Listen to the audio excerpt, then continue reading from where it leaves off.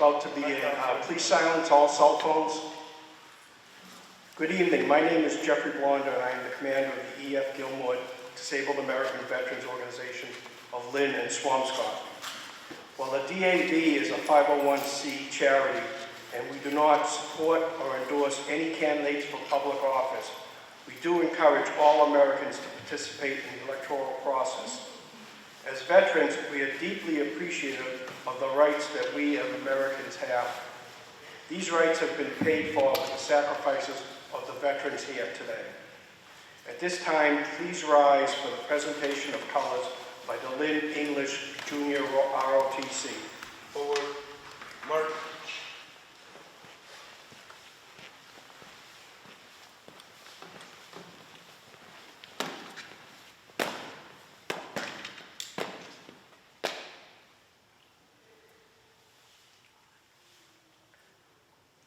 At this time, I would like to call upon General Andrea Gale Bennett, Assistant Secretary of the Executive Office of Veterans Services for the Commonwealth of Massachusetts and Adjutant of the E.F. Gilmore DAV, to lead us in the Pledge of Allegiance.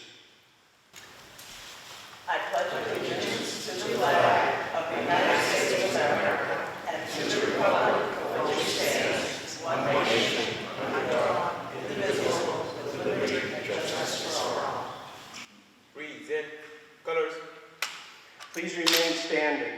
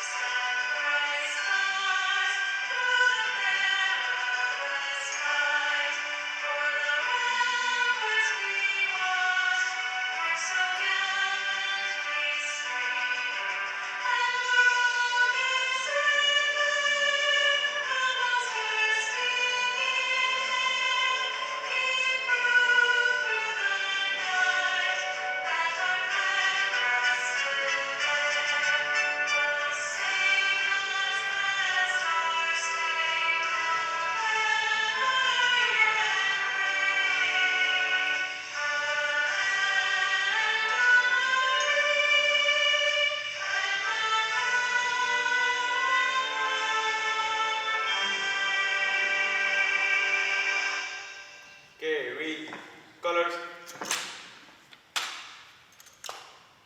Ready, cut. Right, face. Forward, march.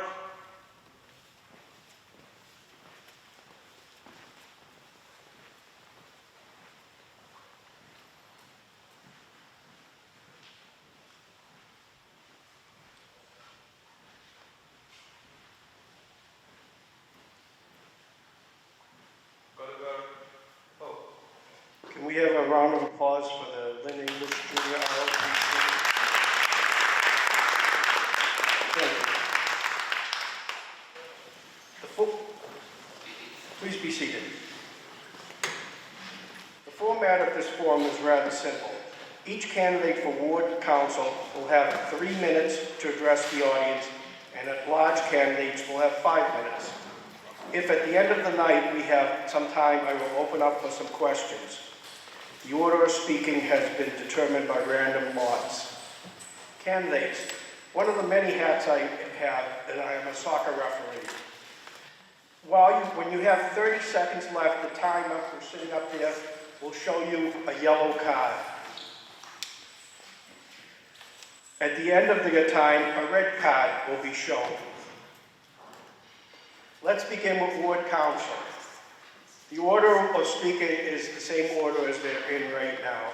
So the first candidate to speak will be for Ward 1 Council, Jeff Newhall. Thank you, Jeff. I appreciate it. My name is Jeff Gilmore. I'm a candidate for Ward 1 Councilor. First and foremost, I just want to thank you for the invite here tonight, and thank all of our veterans in attendance for everything you've done for us, for our country, for me, my family, and my kids, the opportunities that we have now because of the sacrifice that you have made. So I really want to thank you and just let you know how much we appreciate you and your service. So thank you for that. Just a little bit about me. I've been elected previously back in 2001. I was on the Lynn School Committee for 4 terms, from 2001 to 2009. I'm a lifelong resident of the city of Lynn. I grew up just off of Linfield Street, on Linfield Street, not off, on Linfield Street. I've lived in the ward my whole life. I moved out and presently live on Kent Road with my wife, Christine, and our 3 kids.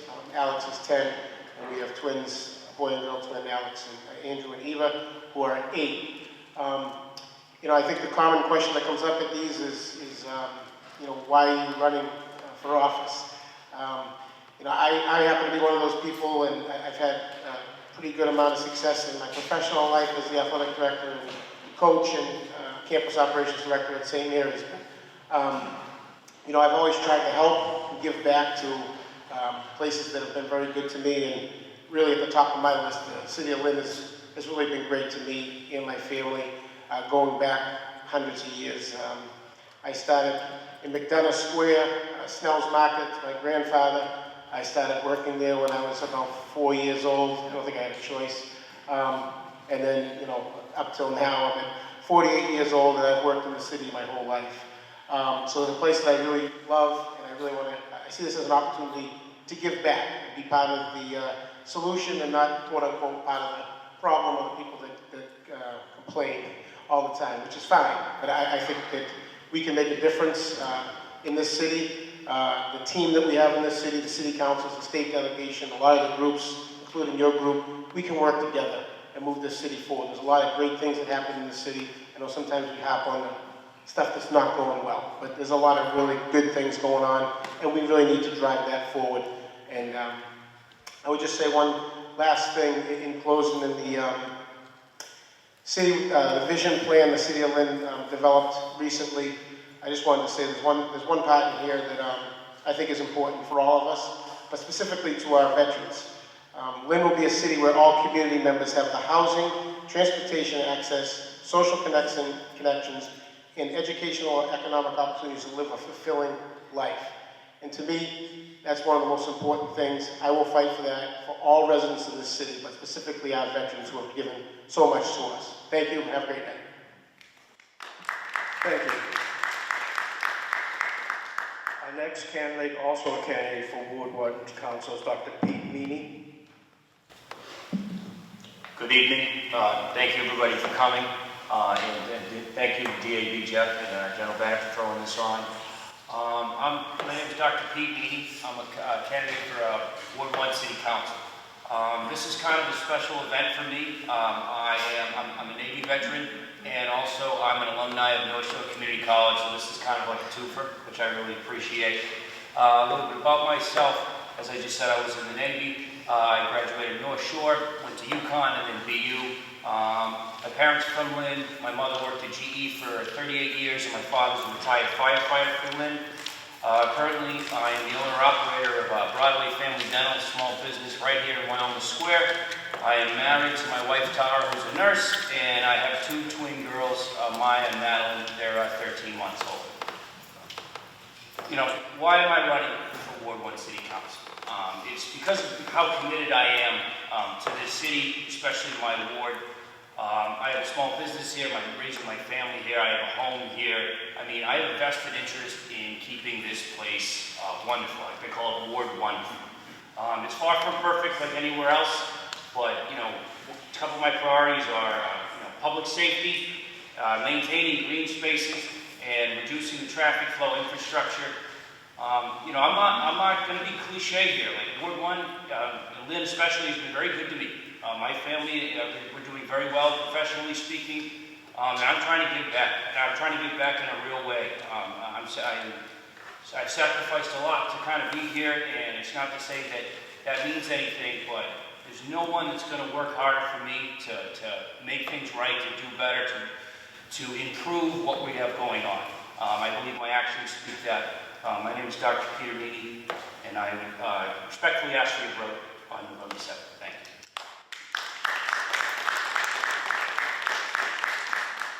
Our next speaker for Ward 1 Council is Elizabeth Figueroa.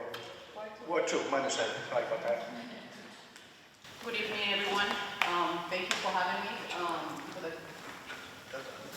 More closing? Yeah. Oh, okay. Thank you for having me. Have a good night for everyone. And I see some faces, I recognize some faces in here. How you doing? Thank you for the Veterans Club, North Shore Veterans Club, for the invitation and all the audience here and behind the camera. I choose to run for an office as a second time running for an office. I ran in 2021, and the reason why I'm running again is because of the high turnout that we obtained in our campaign back in 2021. Many people in the community motivate me, and they encourage me to run for an office as a second time. Originally, I'm living in Lynn for the past 36 years, and out of those 36 years, 8 have been recently, has been concentrated just in Ward 2. That doesn't mean that just because I care for the Ward 2, that doesn't mean that I'm not going to care for the rest of the community, the whole entire Lynn. We actually exchange same kind of concerns in many of our wards in here in the community. I'm being involved in many areas. I raised 2 kids. Those 2 kids was raised out of the Lynn. They're in products. They went to public school. The oldest one, he is 32 years old. I'm 53 years old, so my son is 33 years old, and he's a veteran, actually. He did 8 years in the military service, and out of those 8 years during the military service, he's still active right now, and just as a reserve. And he gave me, I'm very happy for him, he just gave me, turned me a grandmother for the second time, just a month ago. So, but the reason why, and also my other son, he's 24 years old, and he just graduated from college, and he did a 5 years career, and now he's looking to complete his master's degree from MIT, and also working as a part-time in MIT. He's still living with me. He's not leaving me alone, but it's nothing that we can do as a mom. And I'm concentrated in our community because we have so many concerns, and we actually share same concerns as our Ward 1. And the reason why I'm running is because there's so many things that I would like to bring up to the community that I've been doing it without having the power and not being empowered, so I can bring the concerns to the table at the City Hall. I have a background in criminal justice. I graduated from, my bachelor's degree is graduated from criminal justice from Marion-Ford College, and I'm on with Salem State College. And I also have like a minors in social worker in mental health, and that helped me actually to utilizing my background skills with so many things that we are facing in the community right now. Infrastructure, readiness in the street, safety net, veterans, mental health, and you name it. So after we can continue working, because I continue along tonight and talking, I basically want to stop because I'm going to get a red silent. I don't want to do that. I don't want that. So thank you, and I really apologize that I came late, but hopefully that doesn't accomplish after we finish the conversation tonight. Thank you.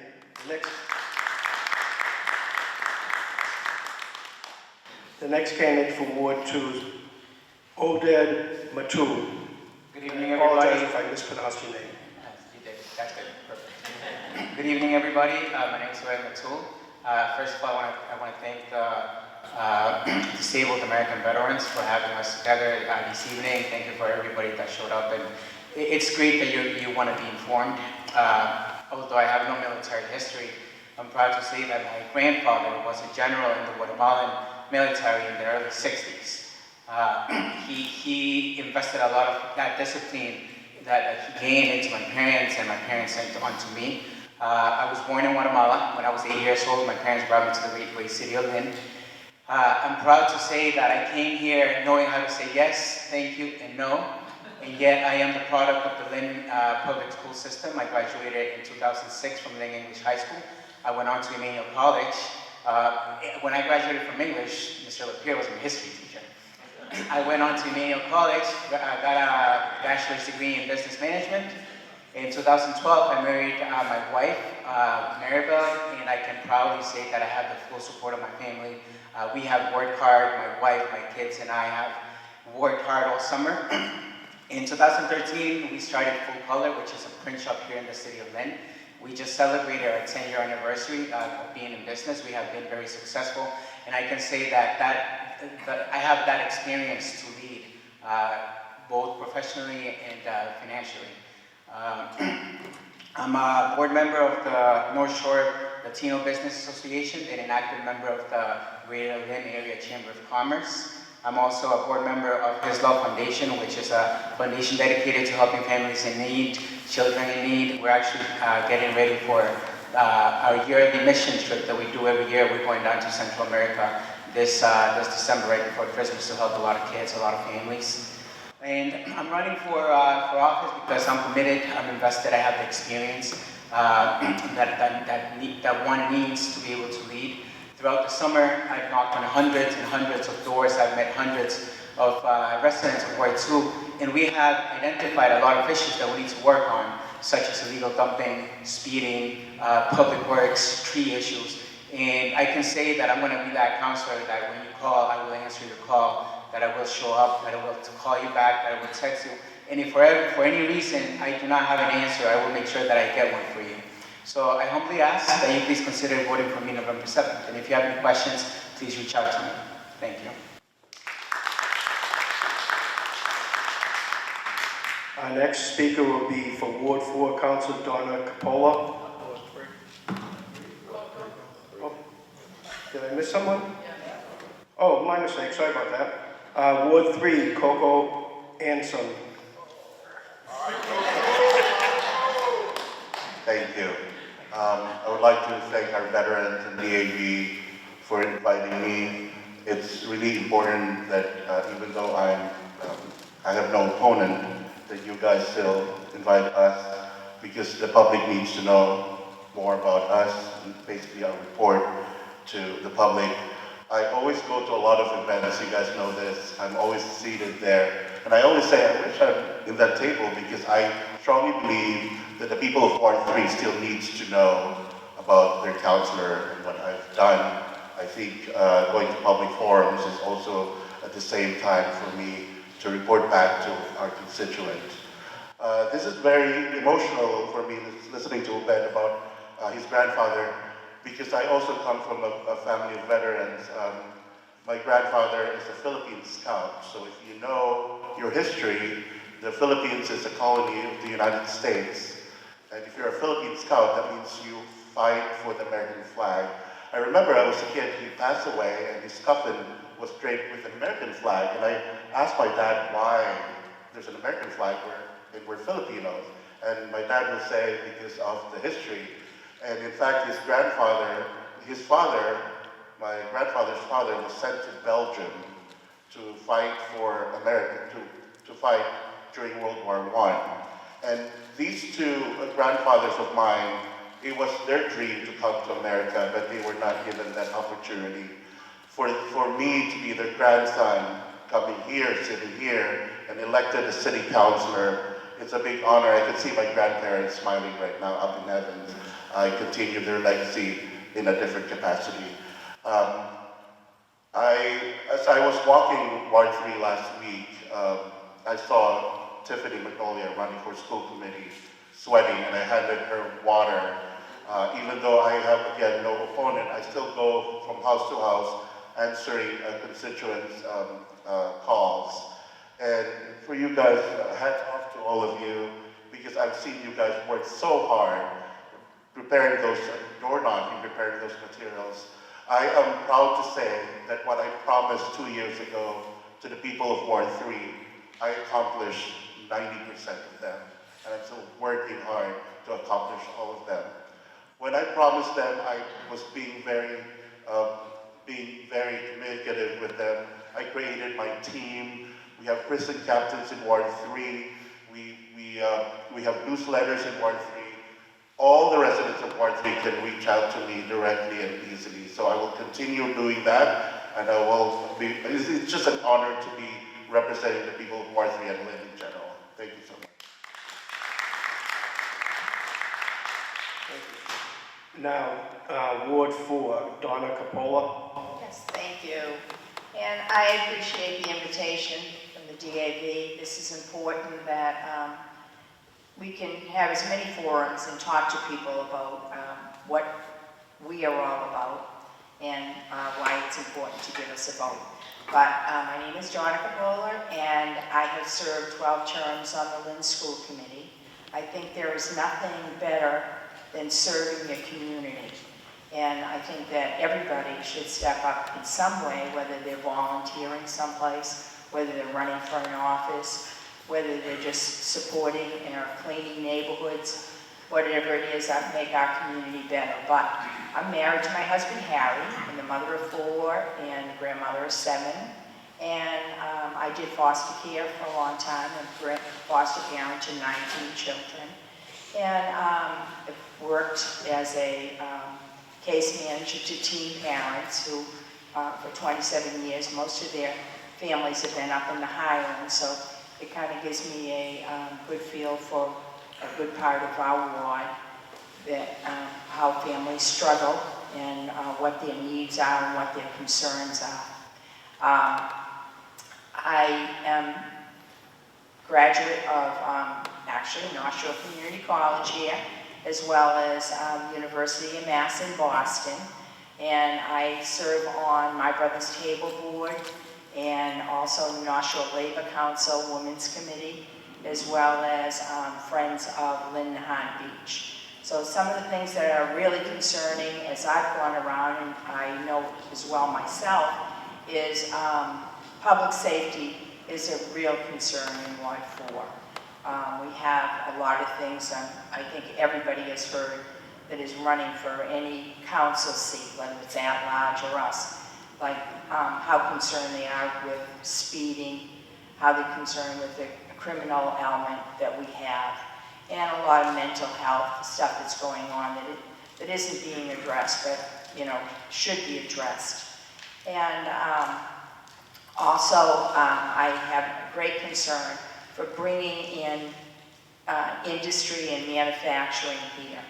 Our tax base is a 90-10 tax base, and you are never going to get your taxes down if you do not bring in some industry and manufacturing.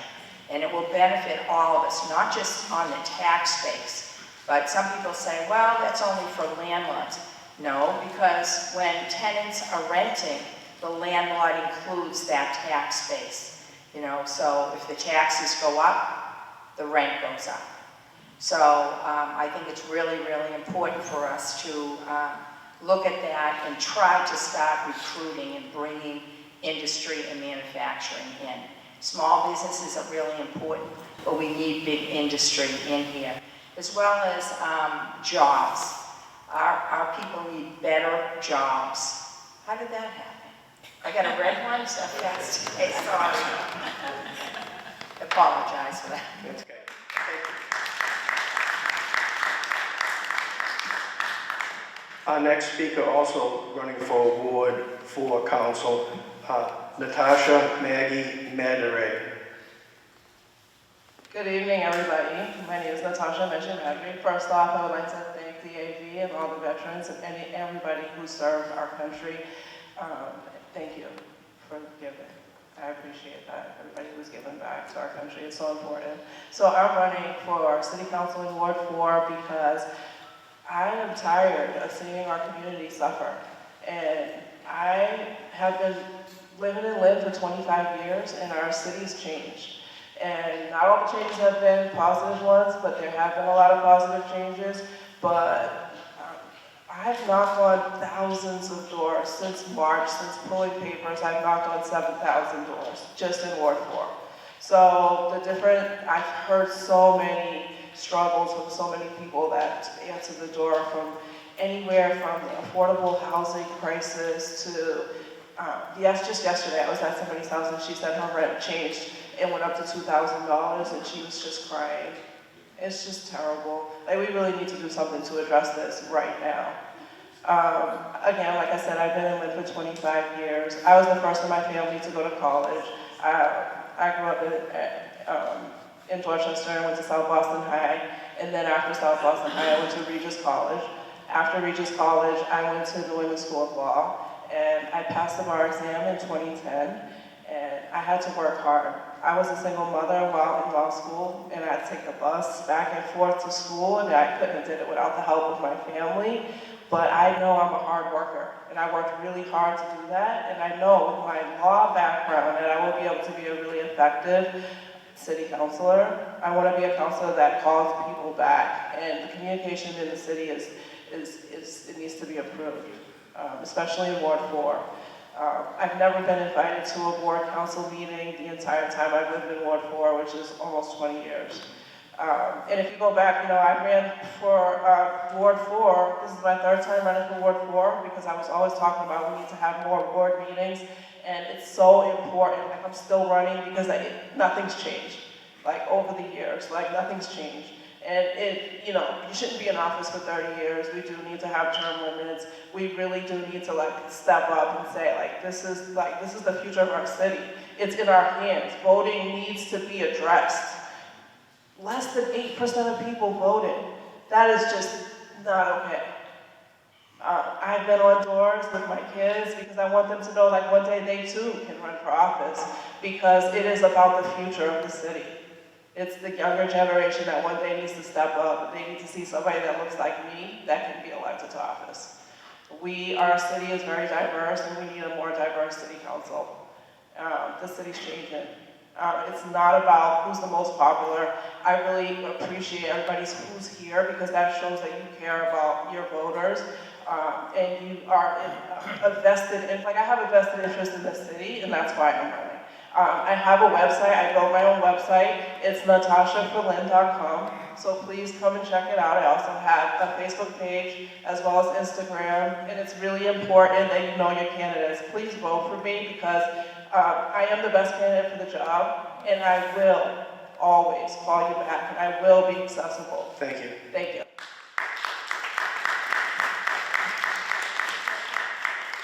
Our last ward candidate who's present is running for Ward 6 Council, Fred Hogan. How you doing? I'm Fred Hogan. I'm the president of Ward 6 Lynn City Councilor. I'm here. I'm running unopposed also. I'm here because this is very important to me. DAV, thank you guys for having us. This is very important. I was the chairman of the Veterans Committee in the city of Lynn. Buzzy took it over from me, and then we were so happy when Nicole took it over, because she's a veteran sitting on our committee, and now we have a veteran in that position running that committee. And since Nicole's been on, we've had 3 meetings. And I'll say I still sit on that committee, and it's very great for what's happening now. Our veteran services in the city of Lynn are getting better and better, and there's more activities going on everywhere. I have 2 brothers that were veterans. One of my brother Joe, was a disabled American veteran, so we had to deal with a lot of the things that the veterans in my ward have to deal with daily.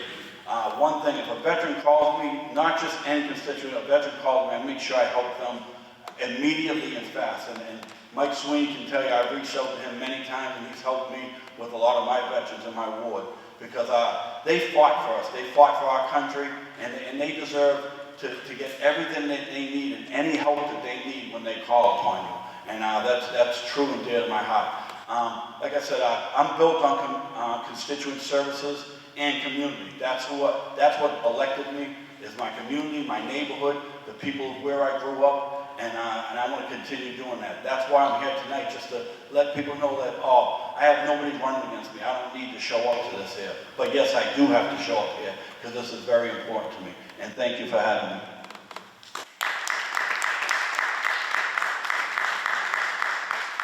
Since we're doing so well with time, I'll entertain a couple of general questions. If anyone has a general question that all the candidates maybe could address, I'd appreciate it. Anyone with a question for any of the ward councilors? Okay. Also, I see in the audience the Veteran Service Officer from Lynn, Mike Sweeney. Mike, would you like to come up and say a few words? No, okay. Okay. At this time, I'd like to thank the candidates, and I'll have the at-large candidates come up. They'll have like a 5-minute break if people want to go get some refreshments while we get ready for the at-large candidates. Thank you.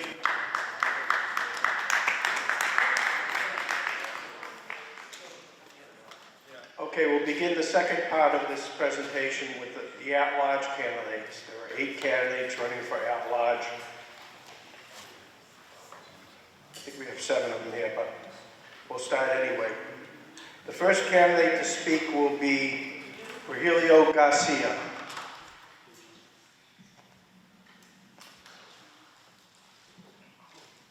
Good evening, everybody. My name is Rogelio Garcia. People call me Roger. It's a great honor to be here, and the DAV, I appreciate the opportunity. Thank you for having me. Talking a little bit about myself, I'm going to run down. I was born and raised in the Dominican Republic. I came to this country when I was 17 years old. And when I first arrived for the first time, they put me to work in a restaurant. And I did an amazing job, and that's what I still do to this day. I'm still behind the grill 33 years later. I have a wonderful family. I have twin boys. I have an 18-year-old son, and I have a 15-year-old daughter.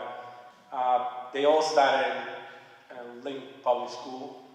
Right now, my daughter is the only one left in school, and soon she's going to be graduating another year. I'm married to this beautiful young lady right across. Her name is LeBron. I have a brother, and I have 2 sisters. We all live in Lynn, within 5-minute walk of each other. The reason why I'm running for council at large is because I'm a firm believer of hard work, and this wonderful city of ours have given me so much that I appreciate every little thing that I have, and I have a compromise to give back to my community. I believe that working hard, I can put that in the council, and I can really help. I have a lot of experience by working. I own a business in downtown Lynn. The name of the business is April's. I also have a business in Salem. I'm a landlord. I have tenants. So I own the building where April's is. And I want everybody to know that for the last 5 years, I haven't raised the rent on those tenants because they need help. And that's my way of helping. Also, I employ a lot of people. We have about 25 employees within the 2 stores, and we treat them with respect, and we help them out. I also work with Elliot, and I give a job, an opportunity to people that are disabled too, as well. One of my sons is a disabled veteran. He served the Marines, and he's back home with me now, and going to school, almost done. He's going for, he studied cybersecurity, but also he's doing radiologies. And he's disabled, partially lost hearing on one side because of what he did in the service. And I have so much respect for veterans. Another little detail that I want you guys to know, that if you're a veteran and you come to my restaurant, you can ask for 10% off. That's what I offer to everybody. A lot of people don't know that, but we do that. Except for alcohol.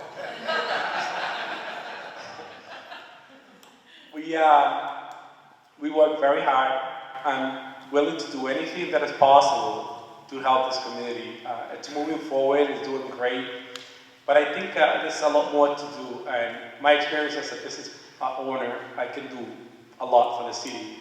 I'm very happy that we've got the VA clinic. We still have it in the city of Lynn. That's a big plus for the city, and I applaud that for them. My commitment is that I'm going to do anything that is possible to continue moving our city forward. As Donna Capola was saying earlier, we need to create more business. We need to bring a lot of jobs to the city. We need to create better taxes for our community. That's the only way we're going to continue to lower our tax bracket. And creating jobs, that way our people doesn't have to get out of the city to go to work. We need to work with a city official to make our streets a little bit better. And we need to work with them to help out small businesses like myself. We have a lot of problems we face every single day, and we need a little bit of help. We need to stay in business, and that's what I'm willing to do. I want to help as much as I can, and I really, again, thank you for the opportunity. Thank you. Thank you. Our next speaker is Brian LaPierre. Thank you very much, Jeff. Thank you to the DAV for hosting us, for Secretary Bennett.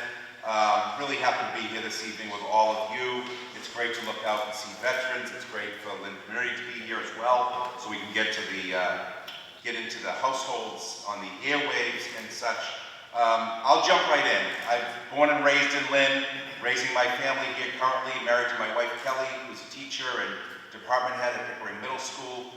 My sons, Owen, who's a sophomore at Classical, my other son, Dylan, who's a little bit behind him in the 7th grade at Pickering, our public school students. And, you know, I've spent a lifetime committed to Lynn from when I was young, attending the Lynn Public Schools, Brickett, Eastern, English High School graduate, and then moved over to Salem State College, where I earned a bachelor's degree, a master's degree, and then a certificate of advanced graduate studies to go into teaching, which I did in Lynn. I taught in Lynn for 11 years before moving up and working with the American Federation of Teachers in Massachusetts now, where I serve as the Director of Organization. It's a statewide position where I help teachers and work with teachers in securing collective bargaining agreements and the like. So working families, labor, all of that is in a microcosm what Lynn is so great. And what makes Lynn great is our veterans. At its core, the folks who have given the ultimate sacrifice to not only our city, the Commonwealth, the nation. They're serving the city, and so proudly. And look no further than my dad, who's a 100% disabled vet from Vietnam. He served his duty, and when his health has been spotty at times, but when it came time for him to receive veteran benefits, he needed the navigation of Mike Sweeney, Mary Cronin, our local office to help him with that. He's an 8th grade dropout from Reed. The written word is not his strength. He needed a lot of help, and my family is just so thrilled and fortunate to have that local access. So it hits home for me, my family, how to navigate the benefits that are out there for veterans that a lot, unfortunately, don't know about or don't know how to access them. So that's what we have to do a better job in this city. And it was just 2 weeks ago where the light was shining down on a Saturday afternoon at Clark Park during the rededication of Major Bradley Campus.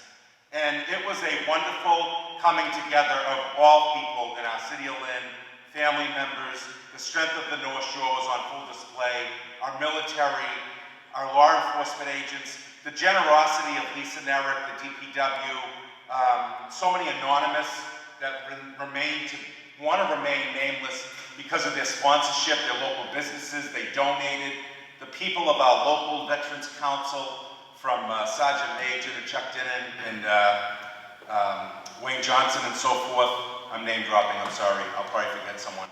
But when we look at that picture, that Saturday morning, it was so well done and such an honor to be a part of that. We need to do more of that. We need to expand on our veteran services. I know we just hired a Peruvian gentleman in the vet's office who can speak a little Spanish with residents to continue that outreach. We've got translation in place now at City Hall. We're trying to find and meet people where they're at so that City Hall isn't this foreign place that the doors are locked at 4 every day and there's no access to it and nobody knows what it does. We have to break down the barriers. We have to let people in. I say open the windows and doors of City Hall all the time and have more things like we had last Tuesday, which was the Halloween party and the Heritage Hispanic Month celebration.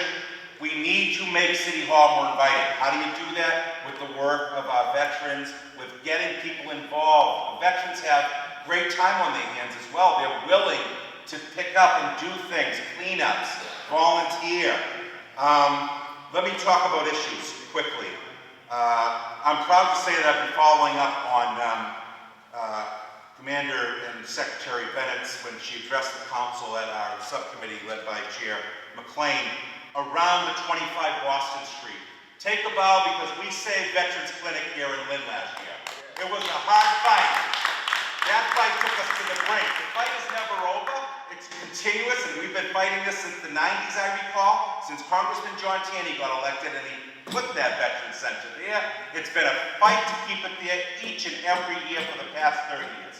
But we really fought under her leadership, with all due respect, Mass Senior Action Council, but General Bennett spearheading efforts on the ground, grassroots, State House, City Hall, council resolutions, making sure to veterans that we mean business. You don't take away our North Shore services and benefits from the veterans who care and need it the most. No one can get to the Jamaica Plain or Bedford. It's not an easy ride. The public access is not good, transportation and like. We have to do a better job. Housing. Housing is coming to the veteran housing I want to prioritize. Not just affordable housing, but affordable housing for veterans. 43 units at the Armory should close on that in early 2024 to be built out about 18 months from then, which is according to Peggy Phelps at Lynn Housing. There'll be an additional 51 units on Andrew Street called the Hennessy Building. That is also going to close. They're technical transactions, but they will happen, and I'm told they're going to have a 25-26 opening for 100 new veterans to have affordable housing in our city. I can go on and on.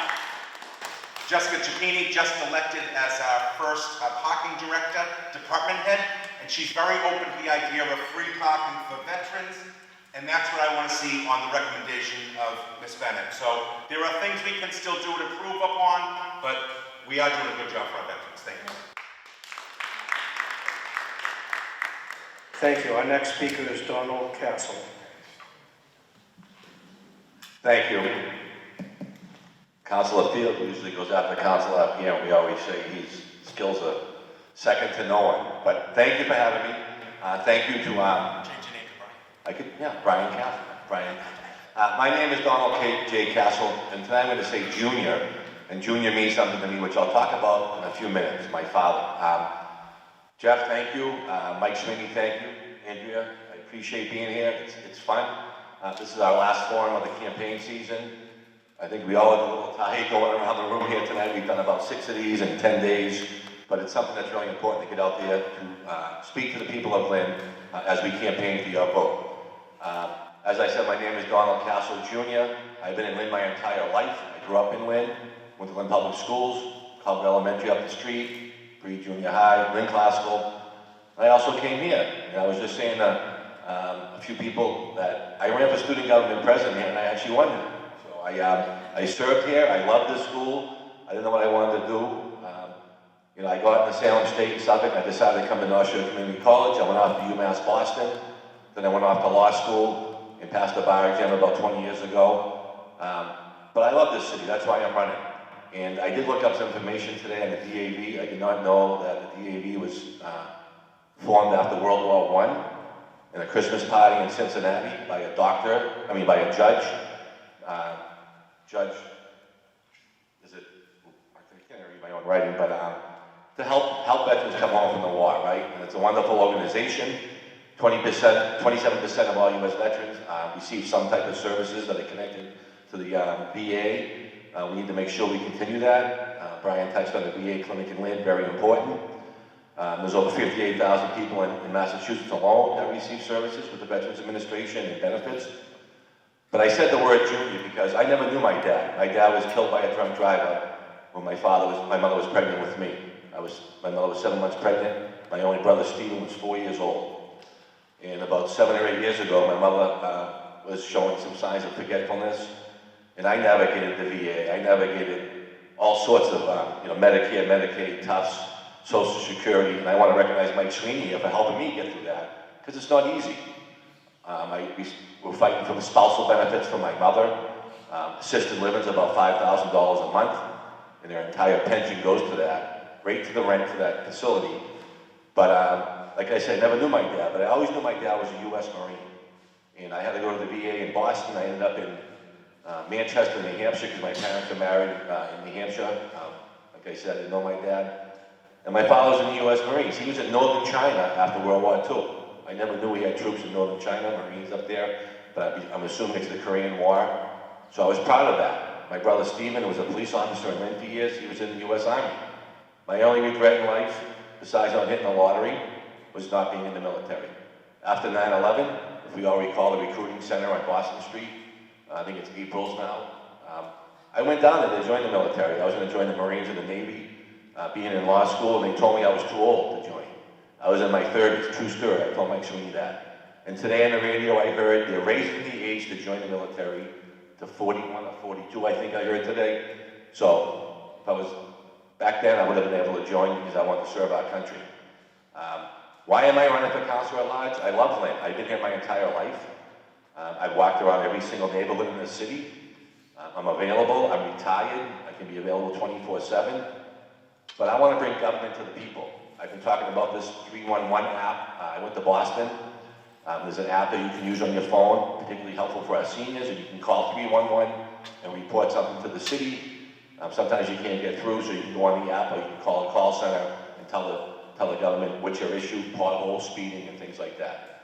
I also was an assistant chief of probation in Suffolk Superior Court. I also worked in Lynn District Court as a PO. I worked in the busiest court in the Commonwealth, Suffolk Superior Court. And then I left that, and I went over to the City Hall with Mayor McGee, and I worked for the CFO, and also Mayor Nicholson.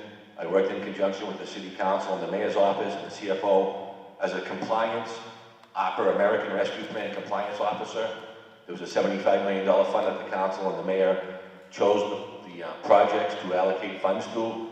And for 22 months, I oversaw that funding. I did the compliance report to the Federal Treasury, making sure these guys didn't spend the money in a way that shouldn't have been spent. There's 66 spending categories on that program.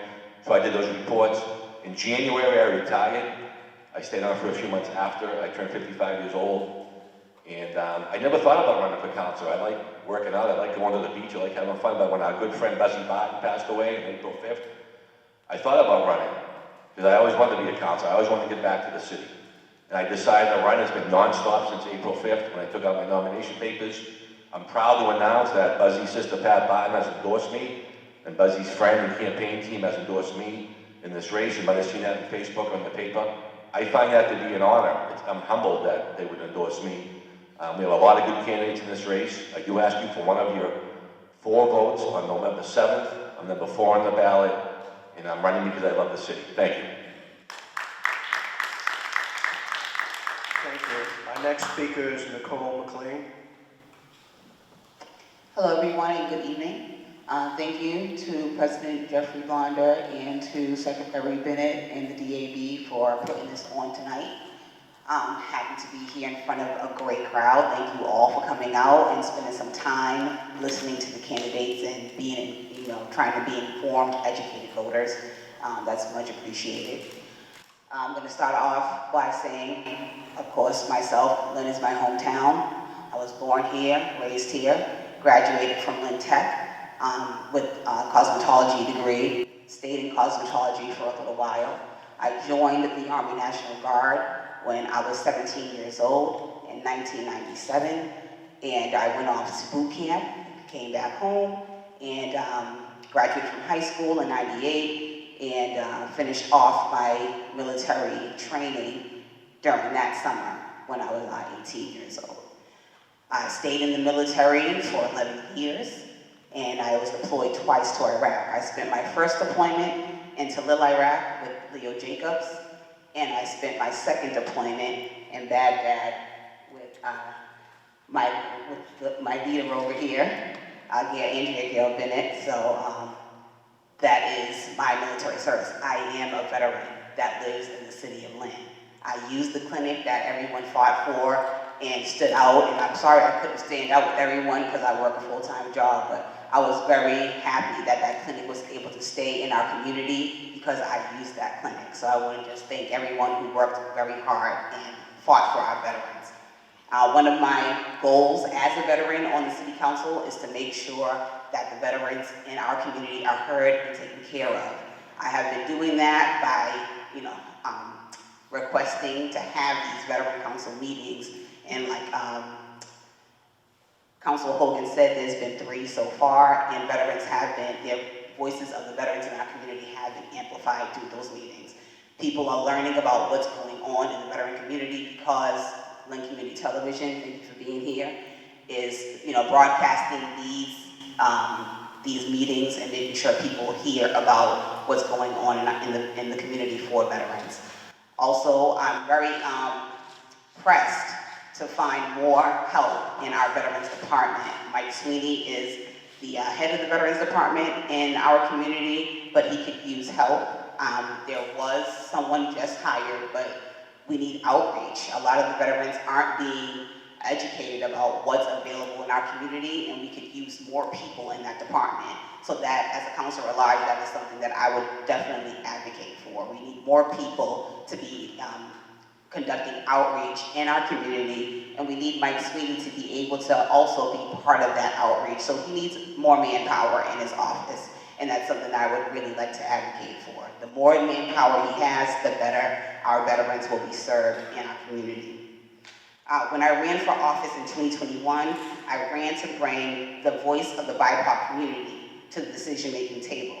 Bringing that voice will not diminish any other voice. It will only ensure that all of our residents are being served. I ran in 2021 to serve our seniors. The city has begun giving our seniors the services they need, and I intend to support our seniors in their various initiatives to include addressing the traffic issues in our city. Serving our veterans and youth is also a part of my agenda. Our Veterans Department is underfunded, and our youth need more resources to achieve life and transition into adulthood. Housing options in our city are overpriced and scarce. My plan is to support the current solutions such as zoning reform and housing trust that has been established to fund inclusive housing. My willingness to dig and find resources is an attribute that I will bring to the City Council. My willingness to collaborate with community organizations and stakeholders in our community to make more informed decisions is an attribute that I will bring to local politics.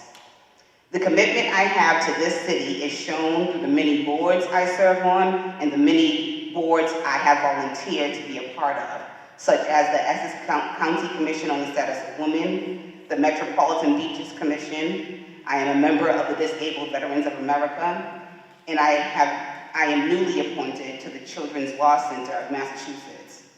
I serve on these boards because they are all things that contribute to our city in various ways. I'm also a board member of the Karen Hill Nature Preschool in Lynn. I am a mother, wife, and your neighbor. There is great work being done under our current administration. Put me to work to add to that progress. Vote for me, Nicole McLean, on November 7th. As residents, you need to know there is someone in office that is willing to represent you well. My website to learn more about me is NicoleForLynn.com. I am on Instagram and Facebook as well at Nicole for Lynn. Thank you. Thank you. Our next speaker is Richard Felton. Good evening. Good evening. It's nice to be here with other veterans. To the DAV, I'm a veteran. I'm a retired veteran. I was hurt. I served my time, and I was discharged with honors. As a resident of Lynn, I've been here for over 37 years. I raised my family here. I married my wife out of Lynn. I was not born here. I was born in Mississippi. The Navy dropped me off. I picked up my first Navy ship out of Boston, and I fell in love with the city. And I've been here ever since. But 37 years ago, I bought my first house in the city of Lynn under the VA benefit. I utilized what was available to me. So, and I'm still here. So I am a dedicated, hardworking citizen of the city of Lynn. During that time, I went to college, got a degree in criminal justice. Also, I became a Massachusetts State Trooper for this state for 27 years. Once I retired from that, I went on to Boston and I became the president of a corporation out of the city of Boston that employs 500 people. I had that job on a 5-year contract. I served 3. I left after 3 because my wife came down with cancer. It was a fight between her and the job. She was the winner. So thank God we just got cancer-free as her last doctor's appointment a week ago. Let's show you I'm a fighter. All I have around me is fighters. My daughter was an educator. She went to Lynn Public School. She now runs a business out of Georgia. My son went to Lynn Public Schools. He now runs a business out of Lynn. My grandson, he went to Lynn Public Schools. He now runs a business out of Lynn. So we are dedicated citizens, residents, parents, grandparents, sons, daughters, and grandkids. Looking for the first great-grand in March. So we are all dedicated to Lynn. Even the constituents here are all Lynn. We're not going to deny that. But what we are looking for is a better Lynn. Better for all of us. Better for all of us. Especially the veterans. We went off, we went to war, we came back. Some of us was hurt, maimed. Some of us drug dependent. So we needed help when we came back. Some of us didn't get the help. Thank God I got the help that I needed at the VA in Boston. I lived there. I got my help. I'm a stable person today because what the DAV helped me with. And I'm here for the city of Lynn to give back. I'm running for city councilman at large to give back to this city. I've been here. I've been contributing here. And I'm going to continue to contribute here. Win or lose on November 7th, I'm still going to be a part of this great city. We all talk about the same things. The drug problem, the bad roads. We all talk about it. We all need affordable housing. We're talking about the armory. We're talking about the clinic. The armory is a great idea. It's a beautiful place. But when you make the armory affordable and housing, also move the VA clinic in the same building so they don't have to be wandering across town and now get some service. Plan ahead. Don't look for the now, but look for the future. We all have to look for the future.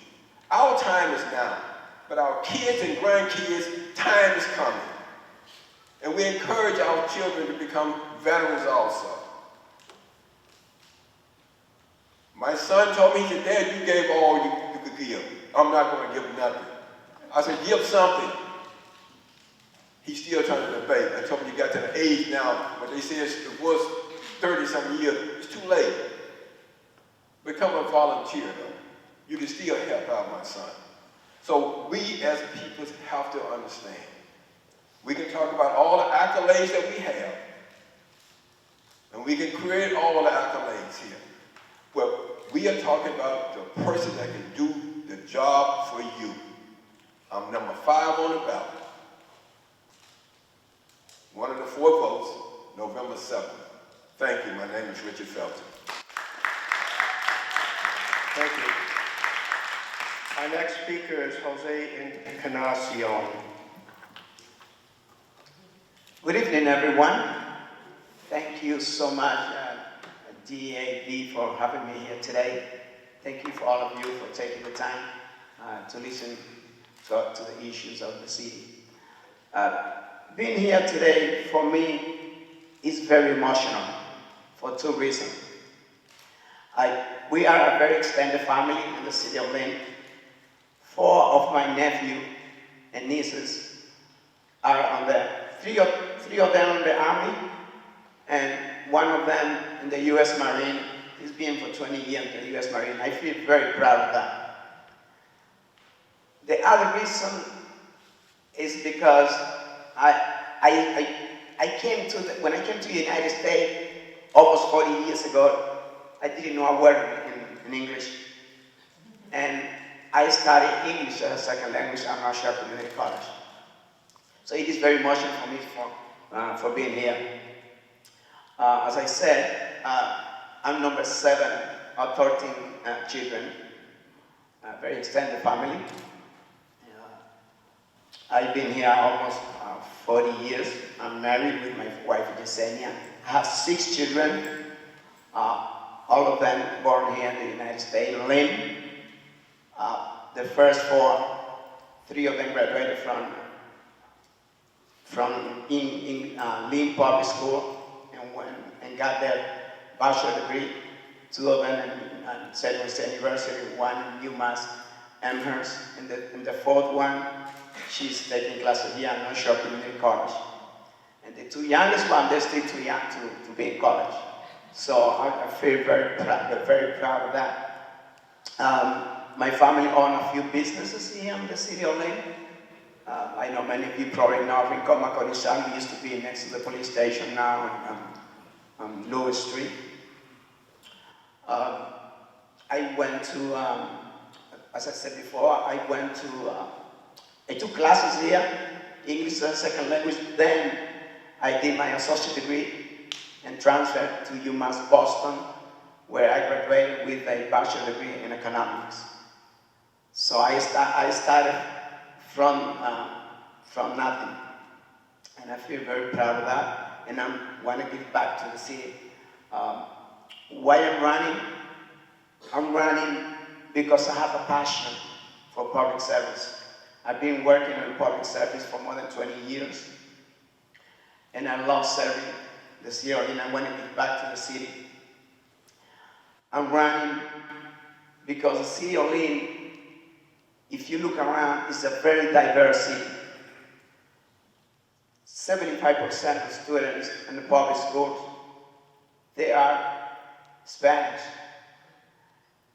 And we need to see that diversity that the city hall as well.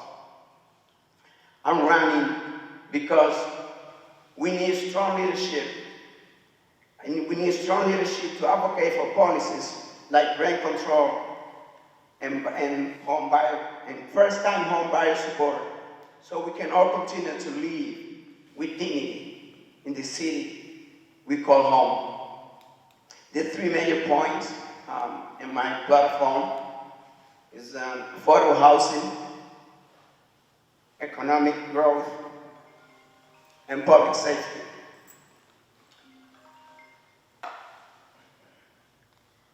Affordable housing for all. Is this tough today? How the cost of living is pushing people out of the city. The rent is going too high. I'm in favor of rent control, but I'm also in favor of some type of programs to make the citizen, the hard-working people of the city of Lynn, so they can be a first-time home owner.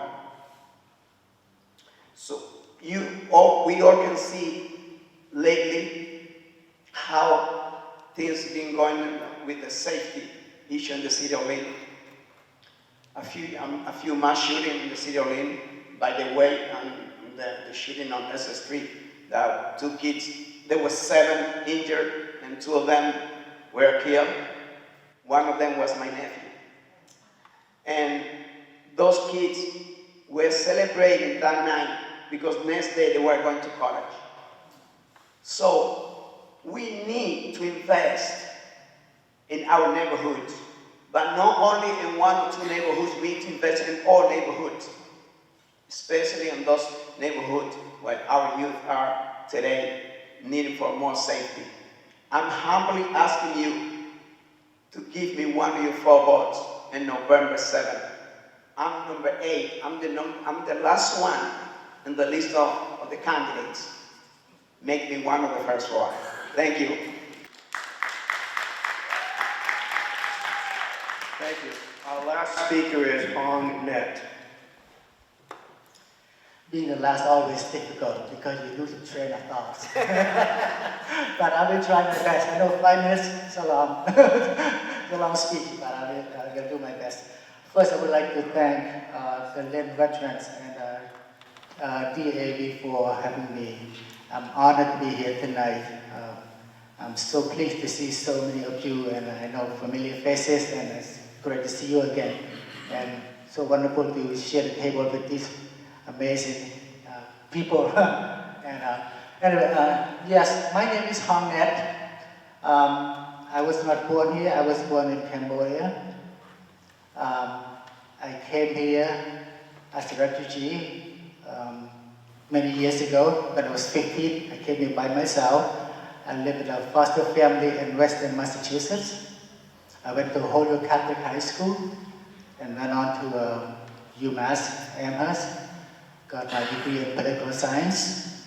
I was asked by the USAID to go back to help a war-torn country in Cambodia because it just got the newly election. And so I was able to help to set up some kind of election and democratic process. When I came back, when I was there, I opened a school, taught 800 students there. So when I came back, I lived in Washington, D.C. for a little while.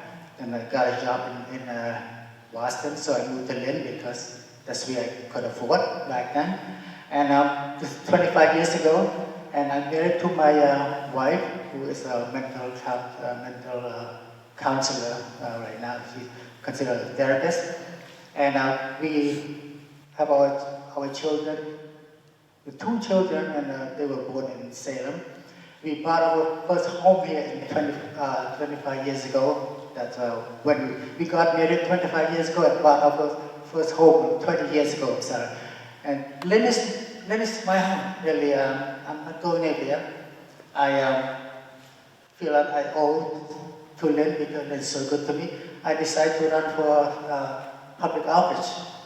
People encouraged me to run for ward councillor, but I said I would like to represent the whole city, not just certain ward.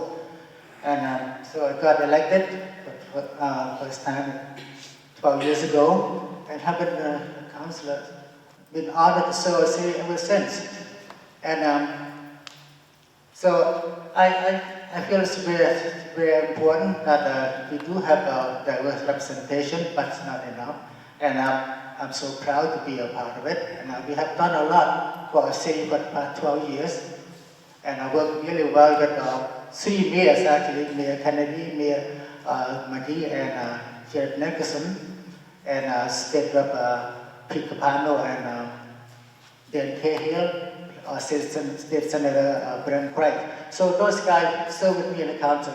So we work really well together. We got a lot of things done. And so it's important that we know the right players who is working in the State House, so we can bring vacant home. So when we get vacant home, our job is to slide equally. So make sure that, so as the chairman of public Ways and Means, so my job is to make sure that we appropriate money equally at the right way. So I have no favoritism.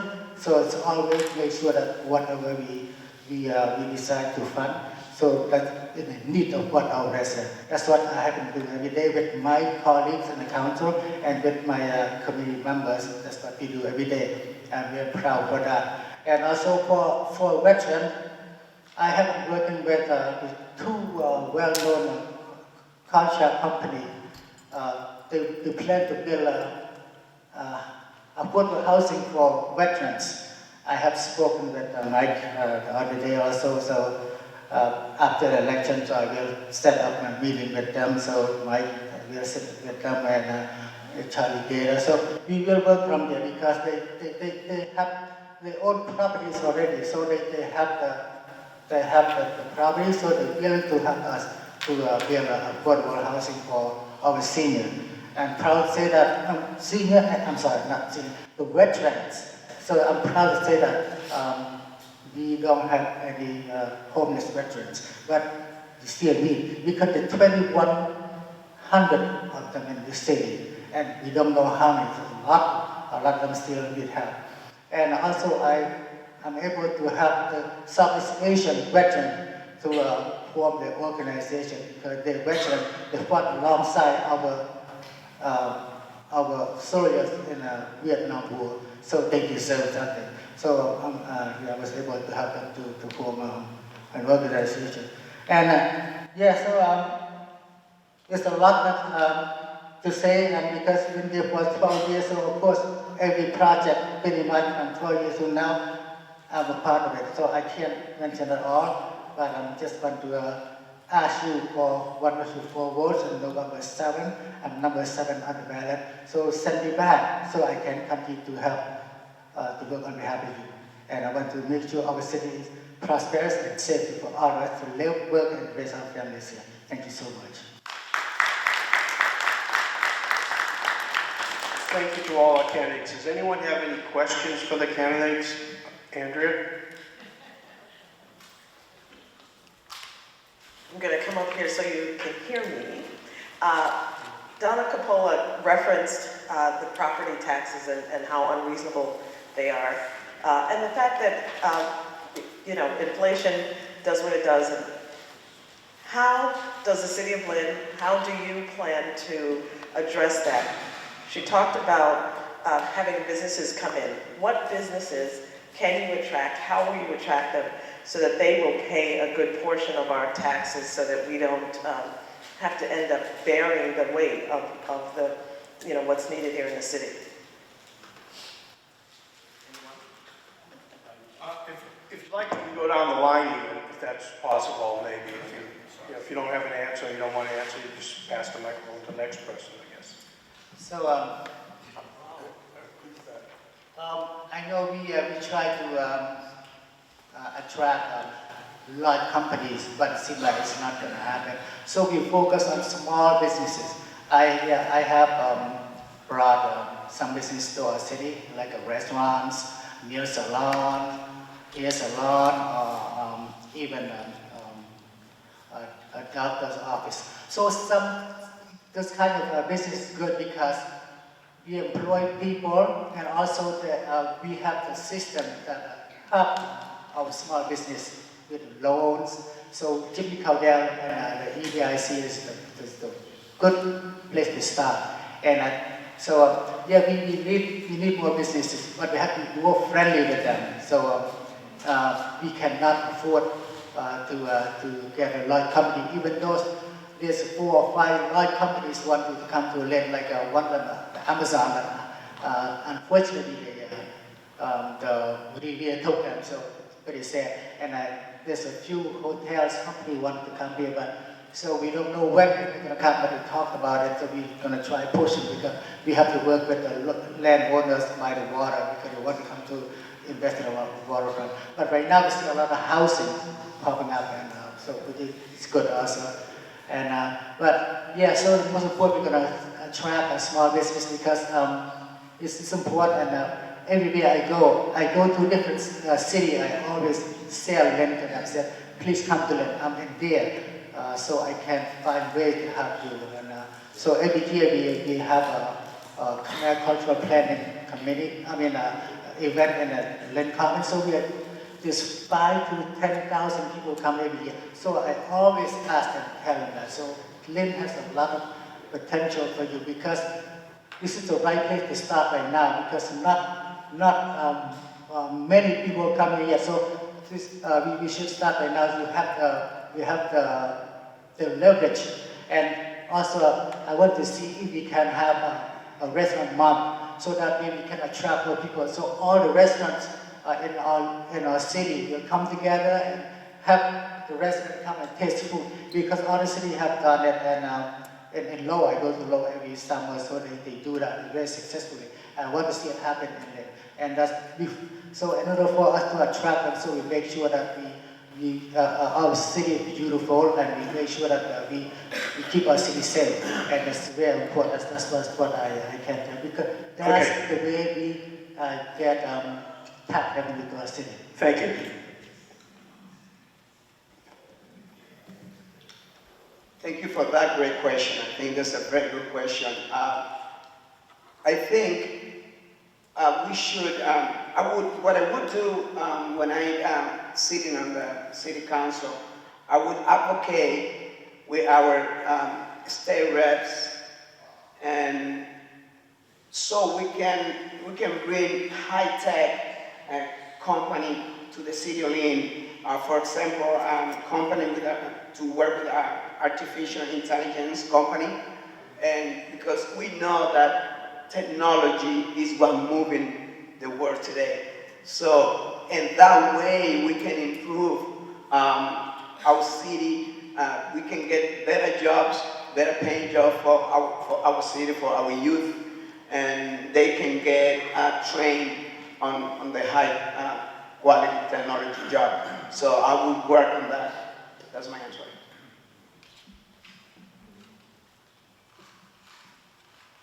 Thank you for the question, but the answer is that we are a landlocked city. And some of you might not know, but we only have one true road out of the city of Lynn, and that's the Linfield Street exit. Any other way in and out of the city is in and over water. Think about it. We had an industrial base at one time in the city of Lynn. It disappeared. Those buildings has now been converted to housing. Very little land is left besides GE, and GE is holding on to its own land. So we have no place for any major industry to be built in the city of Lynn.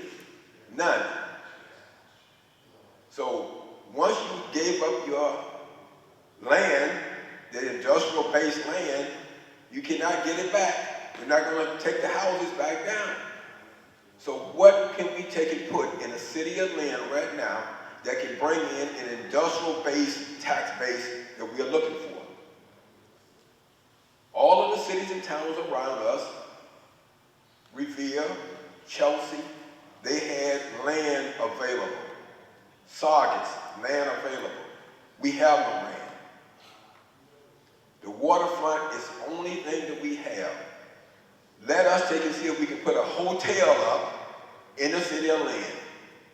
We had two at one time. We had none. But all of our surrounding cities and towns have hotels. We are looking for business. Build a hotel and business will come.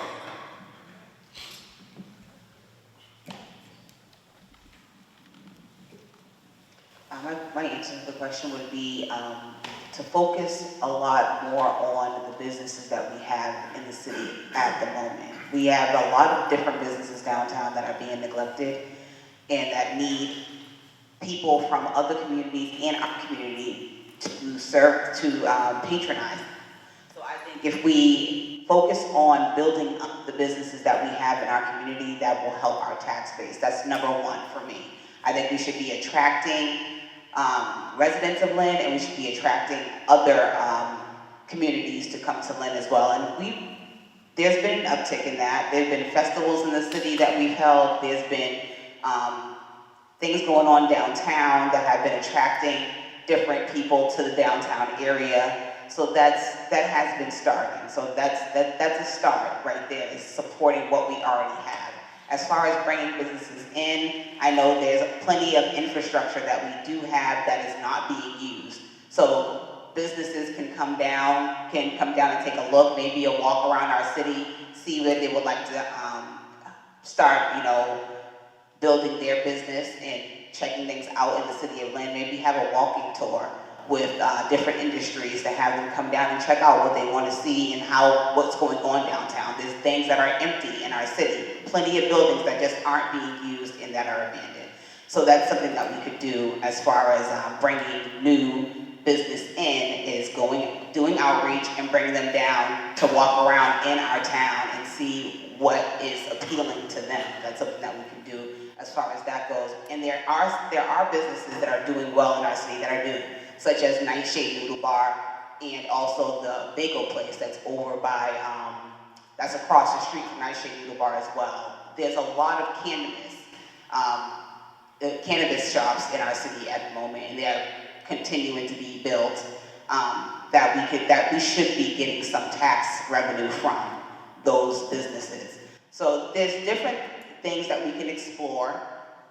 If I become reelected, I'm more than willing to look into how we can accomplish these types of things, bringing more people to our community to patronize our cities, having a walking tour for the new businesses that we're outreaching to, and utilizing the structures that we have already that are not being utilized. Thank you. So about a month ago, I attended the Chamber of Commerce Business Subcommittee meeting at the Lynn Y, chaired by Councilor Starbuck, and this question came up. And quite frankly, the question comes up every 2 years, right? Every time we run, I remember we said this last time, since the 70s and 80s when I was a little kid, how do we bring more business into Lynn? So at that chamber meeting, we talked about it, and I asked the big lot behind the firehouse across from Market Basket. It's empty. They're storing cars there. I said, why can't we put a Marshalls or a Target in Lynn? We go to Revere, we go to Salem, right? I live more towards Westland, so one way or the other, I have to go somewhere to go to Target or Marshalls. And Jim Cadell, I mentioned that they have met with the owner of Market Basket, and they're not interested in building in Lynn. So we don't know why they're not interested in building in Lynn. A couple of weeks ago, I read the Boston Sunday Globe. There was 2 federal labs, biolabs, being built. One went to Cambridge, one went to Bedford.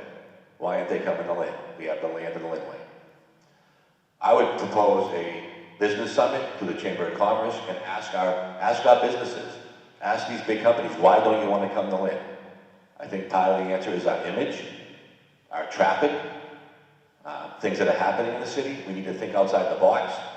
I was with the Lynn Police the other night, and someone from the Lynn Police had a great idea. You can't get around Lynn, it's gridlock now, right? A lot of cars, 51,000 cars on the road in Lynn, 1,600 motorcycles paying excise tax. One of the officers said, why don't we make Franklin Street a one-way all the way downtown, and Washington Street a one-way all the way out? Not sure it works, I'm not a traffic person, but we have to think differently to attract people in and out of the city. So make one big, get all the way downtown, Franklin one way, all the way out Washington the other. That's one of the issues. Trash, right? Yeah, brought that up. That's been the hot topic mostly every other debate. We have an image of trash, right? Everyone, Lynn people and other people, how do we clean up our trash? But we need to ask our businesses. I think a lot of this started, I forget who mentioned it, Landlock and Route 95. I remembered a little bit, but that was an issue back in the 70s with urban renewal. I'm not sure if we may have more business if we had the access to the highways, like PB 128. We don't have that in Lynn. I worked in Lawrence a long time, 495. They have an industrial park in Lawrence. So we have accessibility and road problems in Lynn. How do we address that? I'm not an expert. I would ask for a professional outside consultant to come in.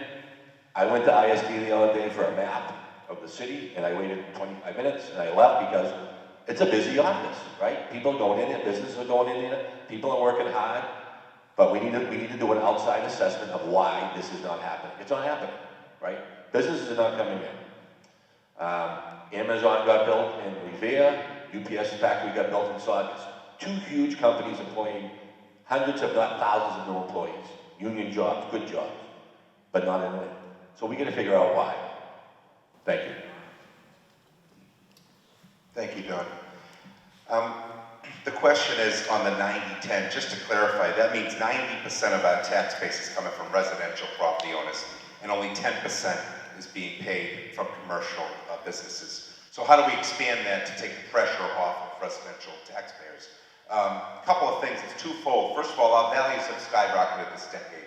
So we're in this constant form of being assessed at a higher value because our properties are worth much more, and hence you're being taxed more accordingly. Same happens to commercial properties. On the council, we always take the lowest residential property increase that we can by law. So we do that to try and offset. But when you do that for residents, someone's paying that, and that's the business community. So again, expansion of the pie, I agree with my colleagues. We did pass Farrah Street, which is going to be this biotech sort of smart growth, research and development, a lot of jobs. Right behind Broad Street is Farrah Street. That's going to be under construction. We're also seeing finally the Building 19 Massachusetts Merchandise Mart property coming on board now. They're going to be all mixed use. That's going to be all new on the tax rolls. Now remember, businesses pay on the lots that they own. It's always better when we start building on those lots because you're going to get the increase of the commercial tax base with a dwelling on there. That's what's been happening around the city with respect to the Linway project, Breakaway, the Mosaic building now on Baldwin Street. People know about the Caldwell building on Monroe Street. So the more you start building on what's left in our city to build upon, it does increase the commercial tax base of the property owners. I also want to mention what others have said, but we've got to help existing businesses and attract new businesses. We have to find ways to stimulate the local economy, not just on Lynn Auditorium show nights, but more consistently throughout the year. I hear from downtown businesses all the time that say they're really busy on those Friday and Saturday show nights, but Monday through Thursday, business goes down the tank. So there's a lot that we need to be doing with EDIC, with the sort of smart growth and development. Green jobs, I think, is where we're at in terms of what we can be doing in a lot of our public buildings and schools, and making it more about the jobs that people hold here that are going to strengthen not only the economy, but also strengthen our commercial and our residential tax base. Thank you. Well, I'm the last, and I'm glad because I own a business in downtown Lynn, and I could tell you from my own experience the problem that we have as a business owner. The biggest problem we have in our city is our business needs to be better taken care of. An example, we need to create parking. We need to create parking as a necessity because if we attract people to come to our downtown Lynn, they need a place to park. And we don't have any. The only parking garage that we have is coming down. The MBTA parking garage is coming down. So I think it's an emergency that we need to build a parking garage somewhere. And that said, we need to start by taking care of small businesses like Nicole was saying. We need to maybe have 20 more restaurants in downtown Lynn, if it's possible, because as you know, about $40 to $50 million a year goes out of Lynn, just eating in all the places. And we are the biggest city in the North Shore. We don't have a shopping center. And that's kind of weird. Like Mr. Felton said, we don't have a hotel. And I mean, I find that amazing, you know. Riviera has like 6 or 7. Chelsea has, I don't know how many hotels. And we are an amazing community. Why can't we have a hotel here? I think we need to work on our safety, number one. That way people feel safe and will feel more attracted to come and invest in our city.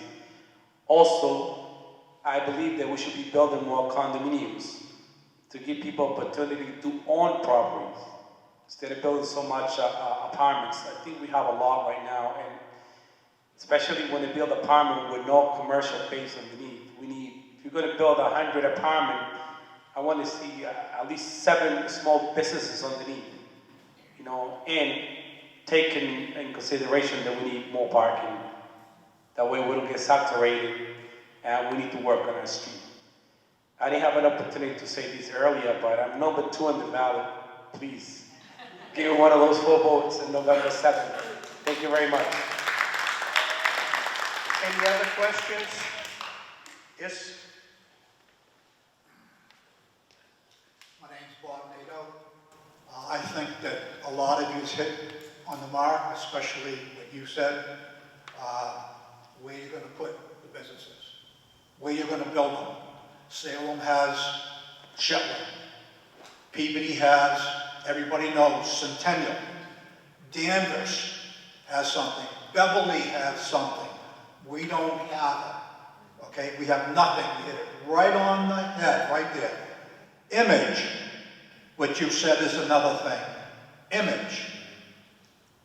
I'm originally from Salem, born and brought up in Salem, okay? When I sold my townhouse and we were looking, my son and I, to join, to buy a family, I said, you know what I said to him? No Lynn, I said, it's out.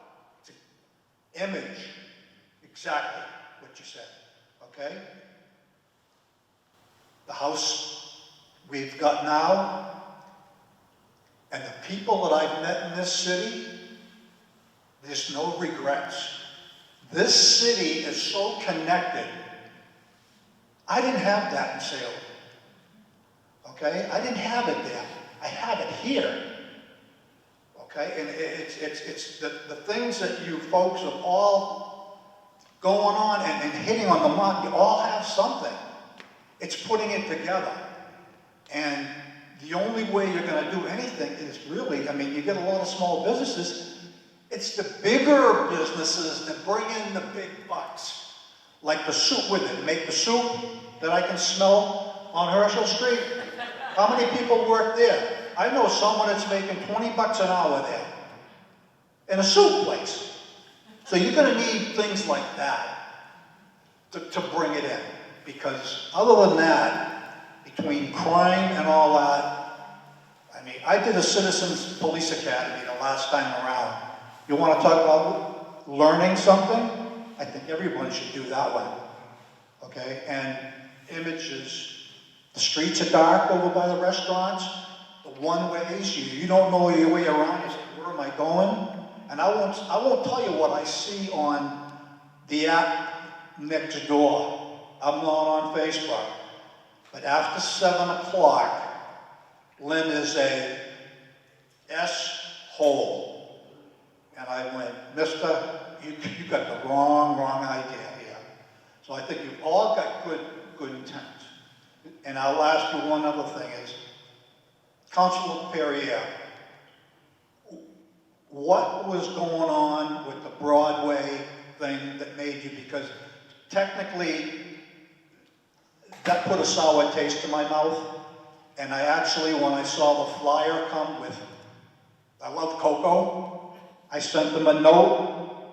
What are you two joining together?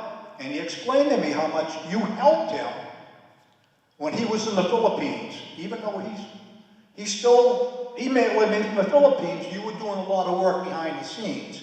But I just wanted to know what happened and because the council president, if you remember what he said, okay, I won't go any further, but I hate to keep on going, but that's an important question. So, How much time will I have? I'll sit down. A minute. So, just try to put it succinctly. There's two things going on that you mentioned. You mentioned a lot of things, Mr. Nadeau, and thank you for your service, by the way.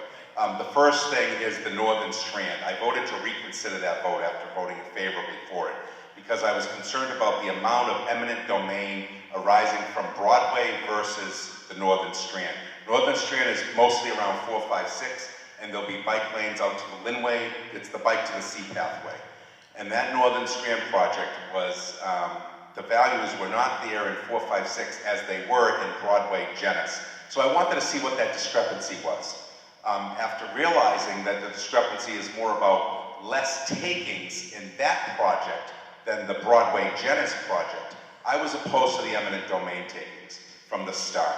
I went to several neighborhood meetings. We sort of hosted them ourselves. I was very opposed to the folks that they hired, both the city and the state and federal, hired consultants that didn't know our city well, didn't know our residents well enough, did not respect our residents along the Broadway Genesee Euclid corridor, was kind of steamrolling that project right before their eyes.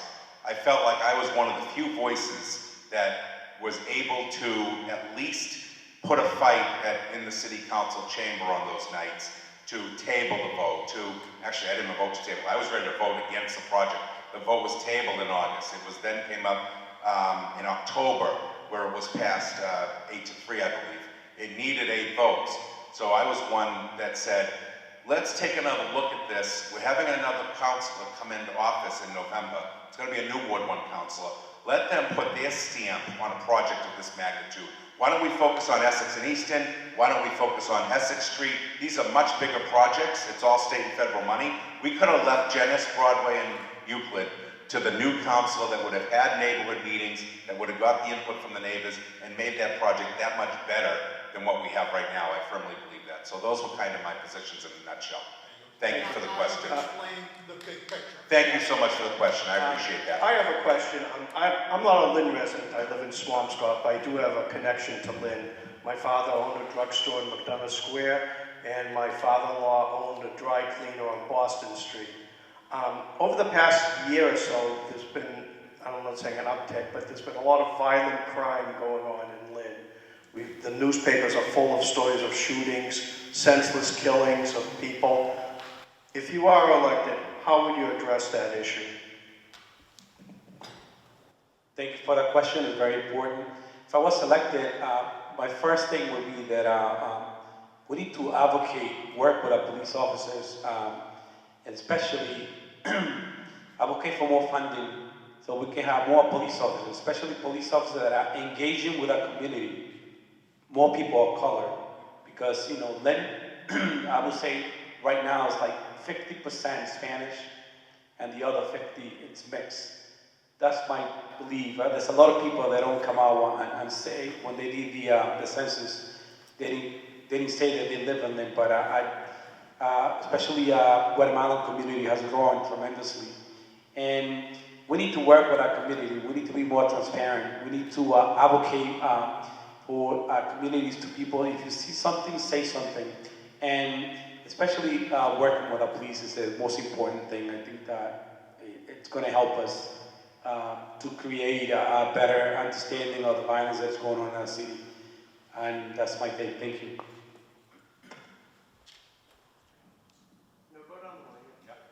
I don't want to take up too much time. I answered that previous question, but there's no question that Lynn went through a real critical point over the course of this late summer, early fall. And we're learning from that as a city.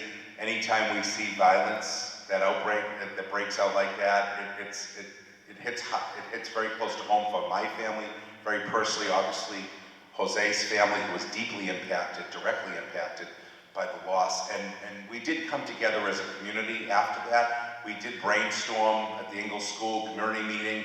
We did a march, a walk all the way through the downtown, but that's not enough. We realize that the police are doing the best that they can under the circumstances. They're at it all the time trying to catch the bad guys, so to speak. We need to continue to outnumber them and see something, say something. I'm a firm believer of enacting crime watches again, like we had in the 80s and 90s. Dot Mylan comes to mind with her husband Lee. That was the norm back then. That was being part of the community. Neighborhood watches, Kylie Park. That's where I cut my teeth in the 90s, where we would go and we would be able to take down people that were using drugs and selling drugs in neighborhoods. And we work closely with the police. So community policing, cops on bikes, all of those patrols coming through, all of those efforts. And it just can't be an elected official coming and saying, we can clean up the city of Lynn, we can be anti-violent. It's going to take all of us as a community working hard, diligently, non-stop, making sure that we got all eyes on the ground and making sure we're educating our youth to stay away from violence. Thank you. Thank you. I think everybody at this table was at both those events that Councilor LaPierre referenced. We walked with the families and we experienced their pain. But I couple this question with the opiate epidemic. We haven't really talked about that. It kind of took a backseat during COVID.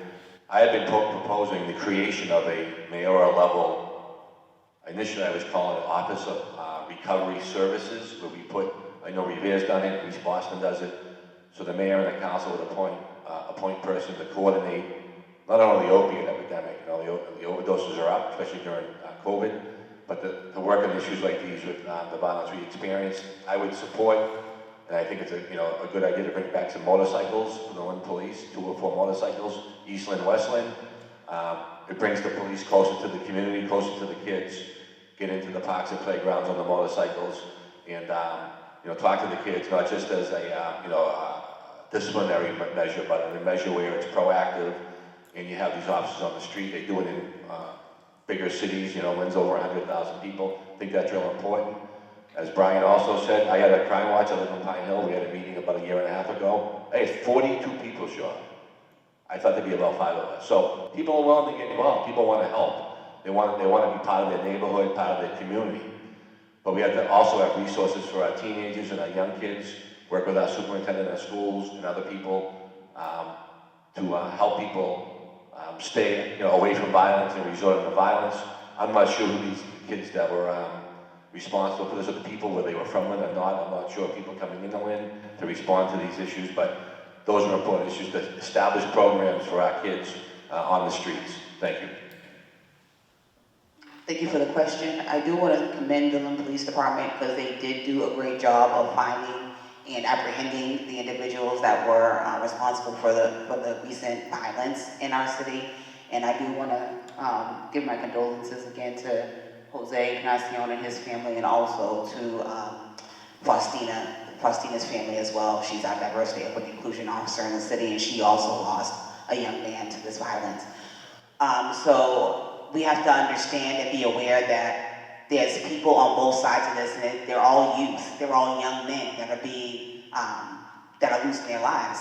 Either they're losing their lives to prison, or they're losing their lives because they've passed away. And that's something that we need to be proactive about. I know the police is, and increasing the police and all that is very important, but we need to be proactive in where we are, engaging our youth in our community and instilling a sense of pride in them and making sure that they are being a part of the decisions that are being made in this city. I feel like most of those crimes were committed by people that were in their 20s or younger than that.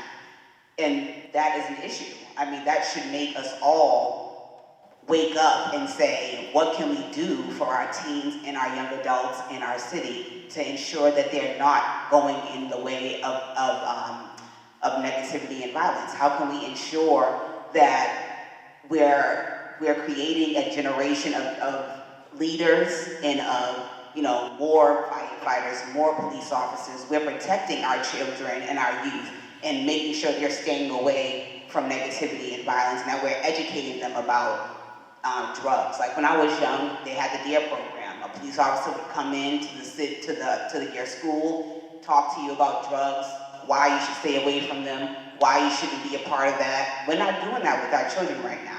I don't see anyone outreaching into the Lynn public school system and ensuring that they're going in there and talking about gang violence and why you shouldn't be a part of a gang and why you shouldn't be, taking the wrong route in your life. And that's what we need to increase. And that's something at the last council meeting that I addressed with my motion to create a task force on adolescence. So hopefully the application will be coming out soon, and we will have young adults. Whether I win or lose, this is going to be going forward because I'm going to ensure that it does. So people 16 to 26 years old are going to be on this council. There will also be adults over 26, about 3 of them on that council as well. And we will be addressing the issues and being proactive about taking care of our youth and educating them. And I think that's the start to mitigating violence. Thank you. Everything we said tonight is excellent, great. But what I found out is that when you're dealing with teenagers, it's peer pressure. Peer pressure is more than parents' pressure. They're going to believe in the person that they are around and who they are connected with, who they buy the sneakers with, who they take and sit in the movies with. But what we have to understand as parents and educators and politicians, win or lose, that those young men have the peer pressure. Now what we have to do is sort of interfere, set up a block. When we was in state police, we had a program run every year, I think it's 8 to 18. You was allowed to go to the State Police Academy. We occupied your summer. You weren't in the streets.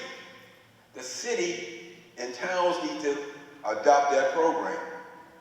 That way you are taking some of that free time away. I know the cities and towns say that their budget is restrained, but if you get all the Essex County, cities and towns, politicians, and get a slush fund together to educate our young people that there are alternative ways of doing things. But when it comes down to teenagers and drugs and money, it's gonna win out. We are not gonna eradicate it. We can talk about it, we can discuss it, but when it comes down to a young lady, a young man, and money in his pocket and a flashy car, it's gonna win out. Don't be fooled, and don't fool yourself. It's a proven fact. After 27 years of dealing with them all over this state that I have worked in, it's a proven fact. In Boston, in Worcester, in Springfield, in Holyoke, in Lowell, every place is the same. This is not nothing new. But when we come down to the police department, they have two major points in the city of violence. At the beginning of summer, when they dump all the kids out of school and they have nothing to do with no place to go. At the end of the summer, you're celebrating the good times you had. Those are two major times that every police officer in the state should be put on alert, because it's a proven fact that those times is when crime rate goes up and the death rates of teenagers goes up also. Thank you for that great question. I think we should be proactive in preventing the act of violence. The one thing that I think we need to advocate for more, and I would do that, I would advocate for more funding for the police, because everything comes for funding. We need to have more police officers in the city, but we need to make sure that we have more police officers that look like their residents, so they can be a role models for those young teenagers today. Safety, violence is very close to economics. If you don't have good paying jobs, then parents have to work 2 and 3 jobs. The kids get out of school and they're home alone. And sometimes they don't have anything to do. So they go out and the parents are not there to take care of them. So we need to get good paying high jobs for parents and for young teenagers too. And also, I'm in favor of community policing. So the police officers they engage with the community and educate them, talk to the kids, be around them. And like I said, if they look like the way they are, the city is very diverse, so we need to have our police officers are also very diverse. And let me tell you, I want to congratulate the police department and the mayors on the last act of violence. They did tremendous jobs, so I have to congratulate them. But we need to be proactive and try to prevent those acts of violence. Thank you. Thank you. I agree with everyone. Yes, we must bring crime watch back. Peer pressures is an issue. Education at home. We need to know what our kids are doing. Summer job, you have that, and preventing. So I agree with everything what my colleague said. What's one more thing that I want to let you know that I have seen how our police work. I ride around at night with them and see how they work. They introduce themselves to our kids. They know exactly where they hang out, they know what to do. But it's not enough because we don't have enough body in our department. We need more of that. And also, this thing of outside the box. I have spoken with to 2 professors at Salem State University. They run the criminal justice department, and they're professor, and they help grant. They are willing to help us to work with the mayor. They want to join the mayor team. So they are specialized in gang activities. I think that we should look into that because we're not paying them. They have their own grant. I already spoke with the mayor about it. So after the election, I will set up a meeting with them, and hopefully they can do something to help us. I think we need an outsider to help us as well, because our police department can do so much with the number that we have. And I feel that important. Also, I spoke with the chief. He said crime analysis. Probably that's what he really needs, because we need to know where they are. So that's crime analysis. So as the chair of as the chair of the Ways and Means, I will work with my colleagues and the mayor and the CFO to see if we can come up with some funding. So we should start the higher crime analysis to work with our police department. And the unarmed crisis also is very helpful. So let's do more to make them get involved with us. And it's important. Everyone want a safe community, safe street, safe, so that way we can attract more people to come to our city, to invest our city, so increase more tax basis on our city. This is what we need to do. Beautify our city as well. That's important. That's what we have been doing. That we clean up our city every Saturday, and we need to do more of that. And thank you so much for the question. Thank you. Any other questions? Yes. One more question. We'll give it. My name is Terry Motley. I have only lived in the city like a little over a year, and I've noticed that a lot of the streets are bone-rattling disasters sometimes as I drive over them. I just wonder who's in charge of that, and are you aware of any sort of resources that could fix that? Pardon?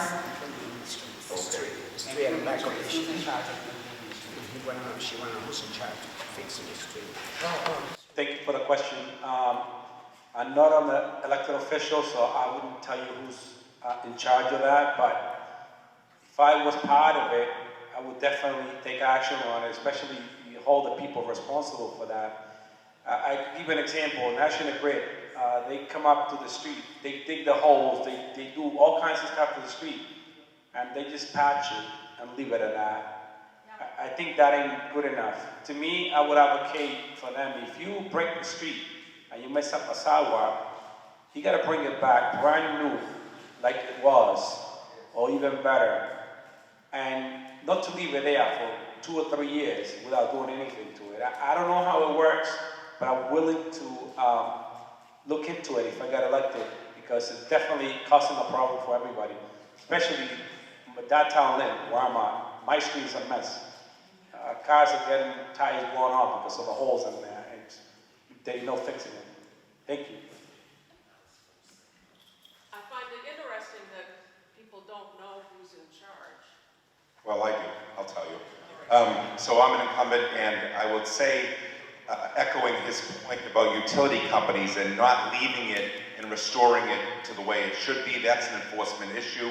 Should be curb to curb, should be done properly.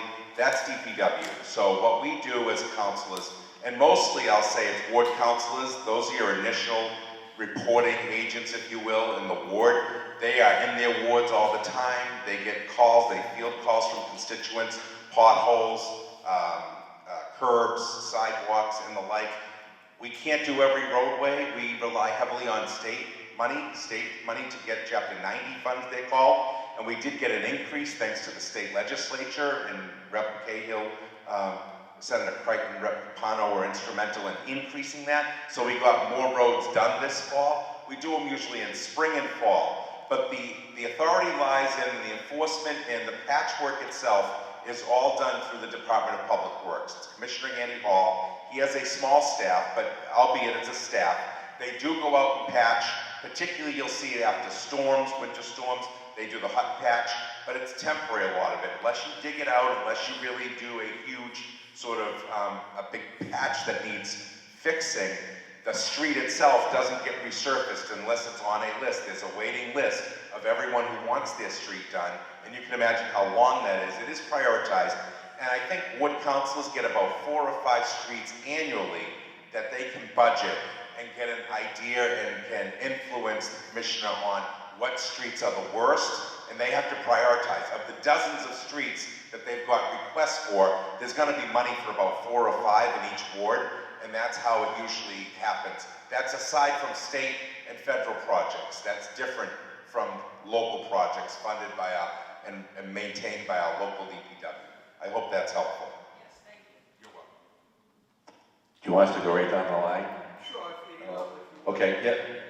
You know, I'm outside looking in like you as well, and I know in addition to the Chapter 90 funding, the state and the mayor and the council also allocated $1.5 million of the American Rescue Plan funds. And I have to say, walking around the city, I have seen more streets this year than ever being repaved and done, because we've been most of us have been on the ground in the neighborhood seeing that. My pet peeve is, I live on Pine Hill, and my cement sidewalk is popping up because, I mean, it's everywhere. The trees, and they grow, and they knock the, you know, and particularly our seniors walking around, our wheelchairs. So I beg not to make my sidewalk the black tar sidewalks. I don't even know what you call it, the hot top, the tar, hot top, asphalt. Thank you.